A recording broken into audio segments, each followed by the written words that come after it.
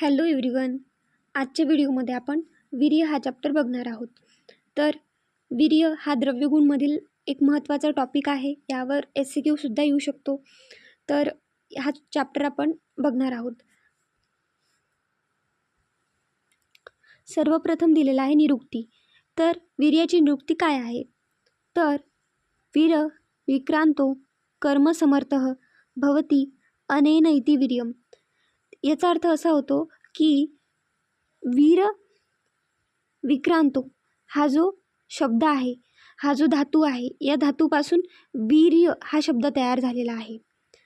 वीर विक्रांतो या धातूपासून वीर्य हा शब्द तयार झालेला आहे. त्यानुसार निरुक्ती वीर्यते विक्रांत कर्मसमर्थो भवति अनेन इति वीर्यम अशी झाली. त्यामुळे वीर विक्रांतो या धातूपासून वीर्य शब्द तयार झालेला आहे. त्यामुळे ही अशी याची निरुक्ती तयार झालेली आहे. वीर्यते विक्रांतो कर्मसमर्थो भवति अनेन इति वीर्यम. खाली दिलेला आहे, ज्याद्वारे एखादे द्रव्य कार्य करण्यास समर्थ होते. म्हणजे एखादे कर्मसमर्थ, याच्यामध्ये दिलेला आहे श्लोकमध्ये कर्मसमर्थ. कर्म म्हणजे कार्य, समर्थ म्हणजे ती करण्यासाठी योग्य होते. म्हणजे एखादे द्रव्य कार्य करण्यास समर्थ होते, त्याला आपण वीर्य असे म्हणतो. तर उदाहरण दिलेलं आहे चंदन. चंदन हे शीत गुणाचं आहे. सर्वांनाच माहिती आहे चंदन हे खूप शीत गुणाचं आहे, याचं वीर्य शीत आहे. तर वीर्य म्हणजे काय तेच बघायचं आहे. शीतवीर्य आहे. तर शीतवीर्य असल्यामुळे, जे शीत यामध्ये ही क्वालिटी असल्यामुळे पित्त शमन होते. जे पित्त शांत होते. तर मग पित्त शांत करण्याची हे जे कार्य आहे, पित्त शांत करण्याचे हे जे कार्य आहे, ते कार्य कशामुळे निर्माण होते? तर या शीत गुणामुळे. हे शीत गुण म्हणजे काय आहे? तर वीर्य. हे शीत गुण म्हणजे काय आहे? तर वीर्य. म्हणून शीत हे काय आहे? चंदनाचे वीर्य आहे. तर हे झालं होतं निरुक्ती.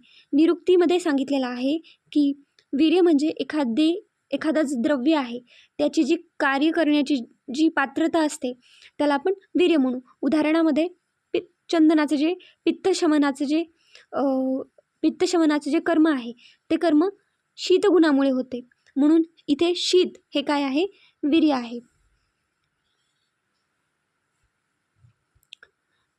आता सुश्रुतांनी काय सांगितलेलं आहे? तर वीर्यते अनेन इति वीर्यम. वीर्यते अनेन इति वीर्यम हा सुद्धा श्लोक महत्त्वाचा आहे. या श्लोकाचा अर्थ असा आहे की ज्या योगे द्रव्य एखादे कार्य करते त्याला वीर्य असे म्हणतात. वीर्यते अनेन इति वीर्यम. ज्या योगे द्रव्य एखादे कार्य करते, काही नाही, एखादं द्रव्य जे कार्य करते, पण कशाच्या आधारे ते कार्य करते त्याला आपण वीर्य असे म्हणतो. आता लक्षण. तर लक्षणामध्ये सांगितलेलं आहे येन कुर्वन्ति तद वीर्यम. येन कुर्वन्ति तद वीर्यम. येन कुर्वन्ति तद वीर्यम. यामध्ये सांगितलेलं आहे की येन कुर्वन्ति. येन कुर्वन्ति म्हणजे ज्याच्यामुळे कार्य घडून येते. कुर्वन्ति म्हणजे घडून येणे. ज्याच्यामुळे कार्य घडून येते त्याला आपण वीर्य म्हणावे. त्याला आपण काय म्हणावे? वीर्य म्हणावे. आधीच्या उदाहरणामध्ये बघितलं की चंदन हे शीतगुणामुळे पित्त शमन करते. जे पित्त शमन हे काय आहे? कर्म आहे, कार्य आहे. तर हे कार्य कशामुळे झालं? तर चंदनाचं जी शीत क्वालिटी आहे, शीत जो गुण आहे त्याच्यामुळे झाला. म्हणजे हा शीत काय झाला? वीर्य झाला. त्याच पद्धतीने दुसरं उदाहरण आहे हिंगूचे वातशमन. कार्य त्याच्या उष्ण गुणामुळे होते, म्हणून उष्ण हे हिंगूचे वीर्य आहे. हे दुसरे एक्झाम्पल आहे. हिंगू हे वातशमन करते, पण कशा आधारे करते? तर त्याच्यामध्ये जो उष्ण गुण आहे, जी उष्ण क्वालिटी आहे, त्यामुळे काय होते? वाताचे शमन होते. म्हणजे इथे हे जे उष्ण गुण आहे हे काय झालेलं आहे? उष्ण गुण काय झालेला आहे? वीर्य झालेला आहे. तर लक्षणामध्ये सांगायचं झालं तर येन कुर्वन्ति तद वीर्यम म्हणजे ज्याच्यामुळे जे कार्य घडून येते त्याला आपण वीर्य म्हणावे. आता दुसरं आहे वीर्यद्रव्यस्य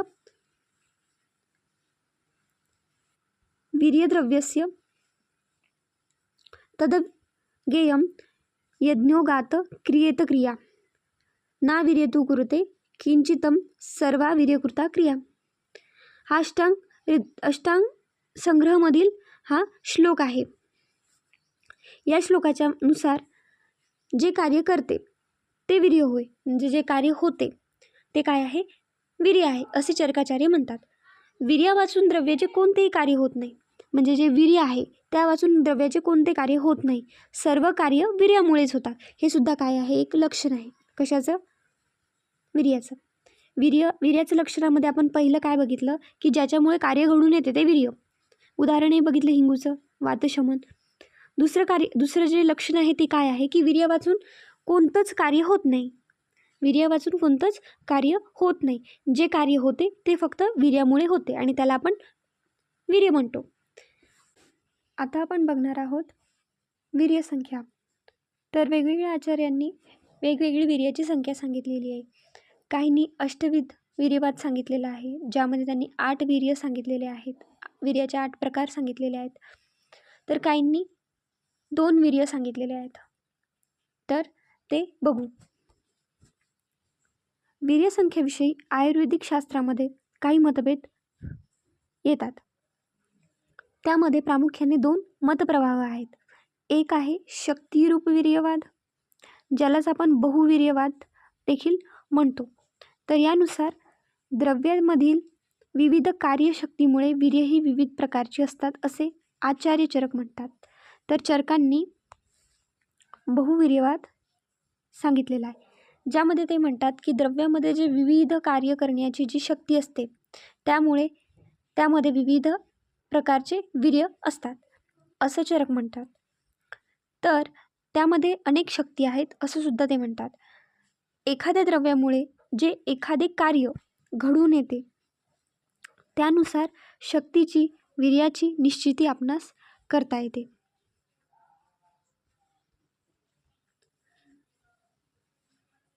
श्लोक आहे, वीर्यतु क्रियते यनिया क्रिया, ना वीर्य कुरुते किंचित सर्वा वीर्यकृता क्रिया.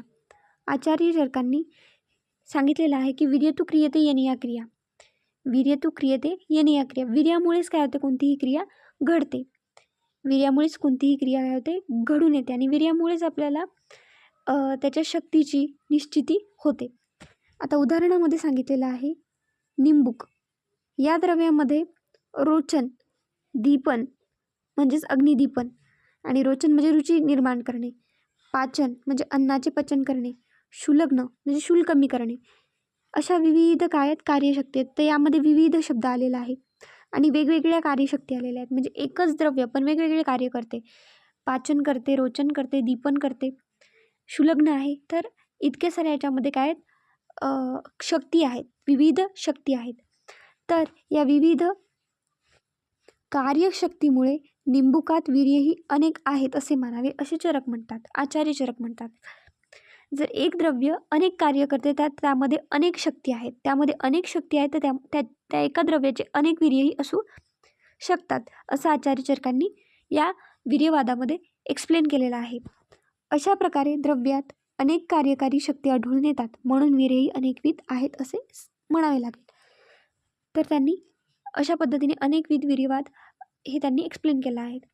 आता दुसरा आहे पारिभाषिक वीर्यवाद. हा एक गुणवीर्यवादच आहे. तर आपण ते आता बघू. तर वीर्याचा पारिभाषिक अर्थ मांडणाऱ्या शास्त्रकारांना पारिभाषिक वीर्यवादी असे म्हणतात. शीतोष्ण गुणांना ते वीर्य मानतात, म्हणून त्यांना गुणवीर्यवादी असे म्हणतात. कारण की शीत आणि उष्ण हे 2 गुण आहेत, या 2 गुणांना ते वीर्य मानतात, त्यामुळे यांना आपण गुणवीर्यवादी असे म्हणतो. यांच्या म्हणण्याप्रमाणे कोणत्याही द्रव्याच्या ठिकाणी रस, गुण, विपाक याहून वेगळे म्हणजे विशेष कार्य करण्याची द्रव्यशक्ती असते, तीच म्हणजे वीर्य. म्हणजे जे गुणवीर्यवादी आहेत त्यांच्या म्हणण्याप्रमाणे गुणानुसार त्यांनी वीर्य सांगितलेले आहे. तर त्यांच्या म्हणण्याप्रमाणे द्रव्याच्या ठिकाणी जे रस आहे, गुण आहे, विपाक आहे, ह्या 3 गोष्टी आहेत.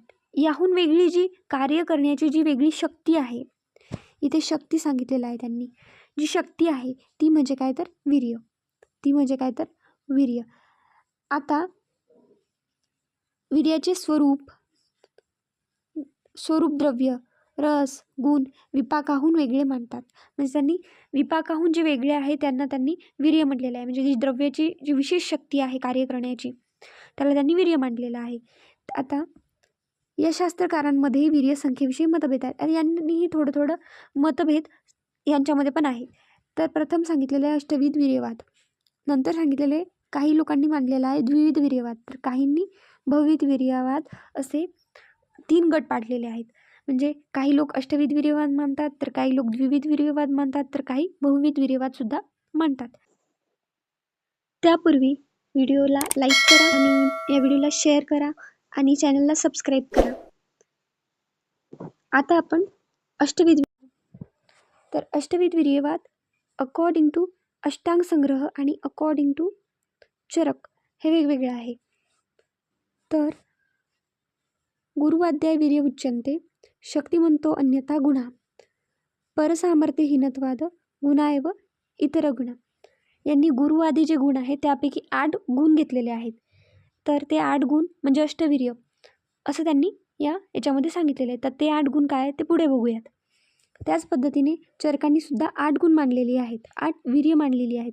ती आहे मृदू तीक्ष्ण, गुरु लघु, स्निग्ध वृक्षो, उष्णो शीतलम, वीर्य अष्टविध केजितम. यांनी सुद्धा वेगळी 8 गुण मांडलेली आहे.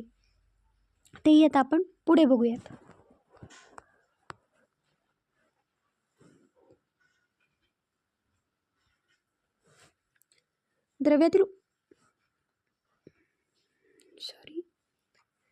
द्रव्यातील उत्कृष्ट शक्तिसंपन्न गुण म्हणजे वीर्य. द्रव्यामध्ये जी उत्कृष्ट शक्ती संपन्नता असते, जे गुण असते वेगळा उत्कृष्ट जो गुण असतो त्याला आपण वीर्य म्हणतो. परंतु 20 शारीर गुण आहेत, म्हणजे जे गुरुवादी जे गुण आहेत त्याच्यापैकी आपण फक्त 8 गुण घेणार आहोत. तेच काय आहेत, शक्तिमान आहेत, तेच योग्य आहेत वीर्यासाठी, तेच वीर्य आहेत 8 असं मानतात.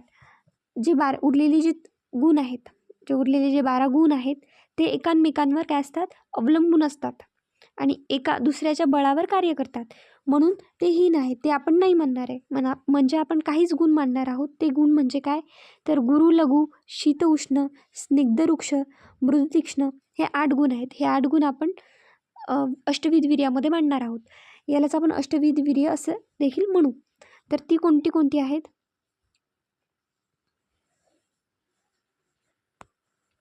गुरु लघु, शीत उष्ण, स्निग्ध वृक्ष, मृदू तीक्ष्ण. गुरु लघु, शीत उष्ण, स्निग्ध वृक्ष आणि मृदू तीक्ष्ण ही 8 गुण आहेत, 8 वीर्य आहेत. ही आपण इथे 8 अष्टविध वीर्यवादामध्ये आपण याचं बघणार आहोत. आता हेच गुण का मानले आहेत त्याची काही कारणे आहेत, ते आपण एकदा बघू. पहिलं कारण आहे समग गुण सारता. समगुण सारता म्हणजे सारवाण आहेत. ही काही जी 8 गुण आपण वरील जी 8 गुण बघितली ती इतर जी गुणापेक्षा आहेत ती काय वेगळी आहेत, सारवाण आहेत, अधिक काळ टिकतात. म्हणून आपण त्याला काय केलेलं आहे, त्यालाच आपण त्याच अष्टविध वीर्यवादामध्ये त्याला आपण घेतलेलं आहे. दुसरं कारण आहे शक्ती उत्कर्ष, म्हणजे इतर गुणापेक्षा काय ती विशेष शक्ती त्यामध्ये आहे, म्हणून आपण त्याच गुणांना घेतलेलं आहे. दुसरं आहे व्यवहार मुख्यता, म्हणजे व्यवहार मुख्यता म्हणजे आपण त्याला व्यवहारातही आपण त्याला काय अधिक प्राधान्य दिलेलं आहे, म्हणून आपण त्याला आपण काय केलेलं आहे, एक्सप्लेन केलेलं आहे 8 गुणामध्ये, 8 वीर्यामध्ये. नंतर आहे बहुलता. बहुलता म्हणजे काय, तर अन्य गुणापेक्षा जी आपण जी 8 गुण घेतलेली आहेत ती काय आहेत, बहुलतेने अधिक प्रमाणात असतात. म्हणजे निंबामध्ये झालं तर लघु, शीत, वृक्ष हे गुण इतरांपेक्षा प्रचुरतेने असतात. म्हणजे हे जे 8 गुण आहेत ही गुण जास्त प्राधान्याने असतात, जास्त प्रमाणात असतात, अधिक्याने असतात, म्हणून आपण याला 8 अष्टवीर्यवादामध्ये घेतलेले आहेत. उपयोगिता म्हणजे काय, तर इतर गुणापेक्षा हे जे गुरुवादी आपण अष्टगुण घेतलेले आहेत ही याची अधिक उपयुक्तता असते. उदाहरणार्थ नारिकेल म्हणजे नारळ. नारिकेलामध्ये गुरु, शीत, स्निग्ध, मृदू या गुणाच्या जोरावर होणाऱ्या बल्य, पित्तशामक, धातुवर्धक, ब्रुवण या कर्मामुळे गुणाची उपयुक्तता इतरापेक्षा जास्त आहे. म्हणजे जसं की नारळामध्ये देखील हेच 8 गुण प्राबल्याने आपल्याला मिळतात आणि या गुणाचंच जोरावरच पुढे कार्य घडून येते, म्हणून आपण याला घेतलेलं आहे. दुसरा आहे प्रबलता. प्रबलता म्हणजे काय, तर हे अष्टगुण काय आहेत, प्रबल आहेत. हे अष्टगुण काय आहेत, प्रबल आहेत. प्रबल आहेत म्हणजे बलवान आहेत.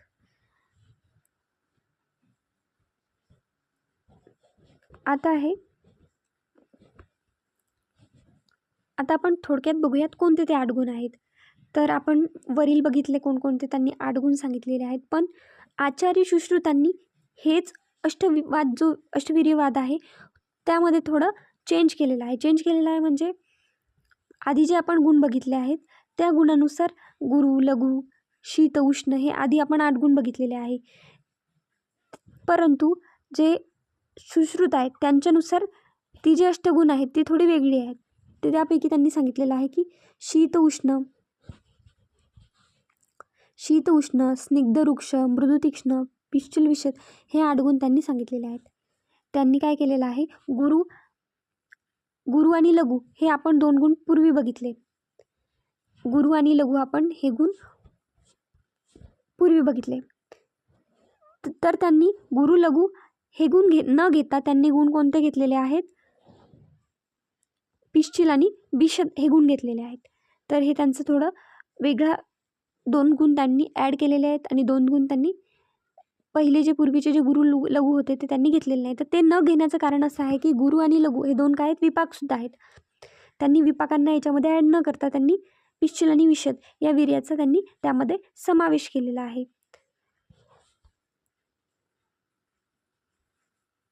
आता आपण द्विविध वीर्यवाद बघू.